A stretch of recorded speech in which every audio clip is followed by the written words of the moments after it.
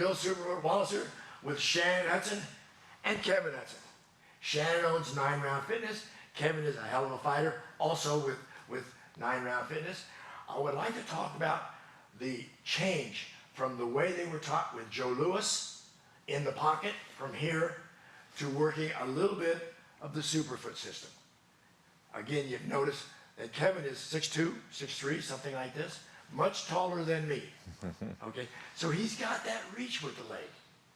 Where Dingleberry here is much shorter, he's got to get in the pocket. But using sideways, he has his reach, Kevin has his reach, and it can work very well together. Having a conglomeration, you might say, of Joe Louis and Superfoot can be that much better. First of all, what do you think about Mexico City? Yes, well, I mean, I had a great victory because of this type of fighting in Mexico City. I mean, I was able to hit the guy with a hook kick, side kick, round kick, and all 3 kicks, and you know, got the win. So it was awesome.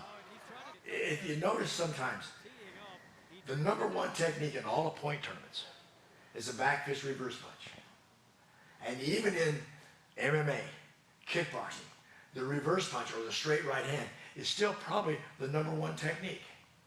And everybody's seen it coming. Everybody's learned to defend against it, block it, and so forth. But every once in a while, we get stuck with it. Because #1, we're looking for something else, or he counters us with it. And for us, now, we're here. If you notice, if I'm standing this way, and Shannon, we're here. If I throw the jab straight in, look how it catches right on the chin. My shoulder protects my chin on this side. This hand hopefully protects this side. Then I can come back. But if you notice, the chin is still away. But he's sideways. Now I throw this jab. Now he leans. That misses. The hook comes around. That's that shot. And better yet, his side kick goes right in there. If nothing else, like we said earlier, he pushes me away. Or if he catches me really good, like right here, I have a little trouble breathing. I come out of trouble. And it worked great for him. It worked great.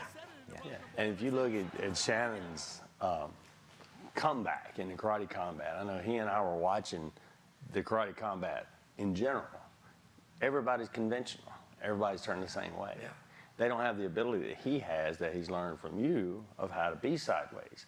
And they may not have the ability to have a good right leg like he's got.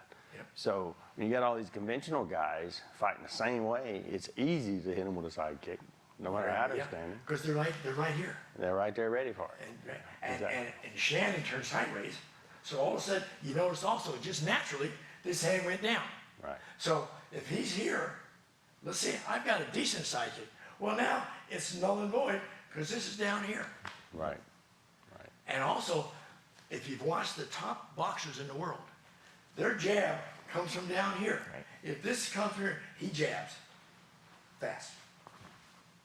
I move, put the hand down, now throw the jab. It's there before I even see it. Yep. Right. Now I got to do that, maybe. Oh, yeah. Because even though it travels further, it's quicker because you're not giving the shoulder away.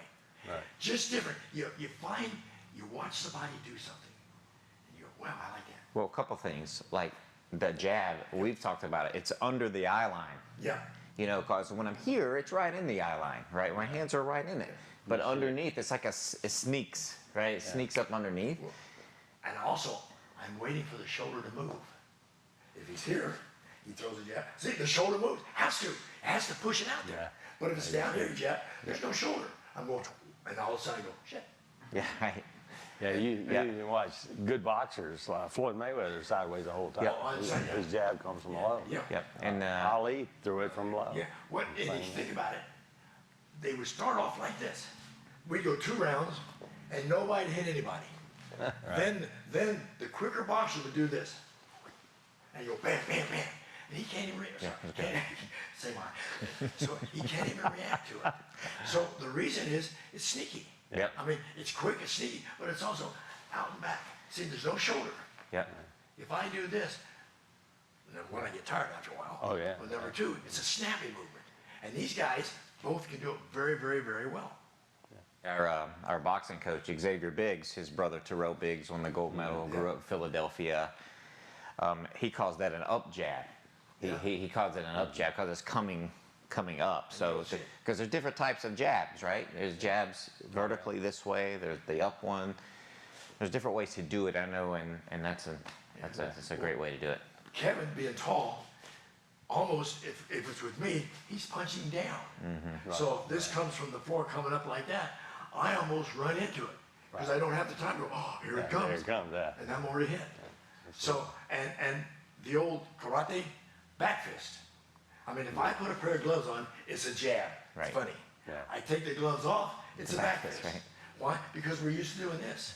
And if you notice, when he throws a jab, and he pulls it back, now he's protected. He doesn't do this. Right. Might be the last thing you see for a couple of seconds. Yeah. So, and that's why we teach out and back, out and back, out and back. Now, very little effort, very little effort. Yep. It's quick, it's quick. Oh, yeah. With it, same thing. It comes out and comes back. So it's a snappy movement. Right. As opposed, it keeps me away from you. Yeah. It keeps you away from me. Maybe the jab's only to here, but you can't jam me. Right. Right. That's what we need as kickers. Absolutely. Distance. Well, one of the things we're working on is, you grow up traditional karate, you're forward like this. You're like, and then boxing, I'm still forward, but getting my feet closer together. Yep. See, getting my feet closer together makes me, I'm quicker, If you watch, take Right? your hands again.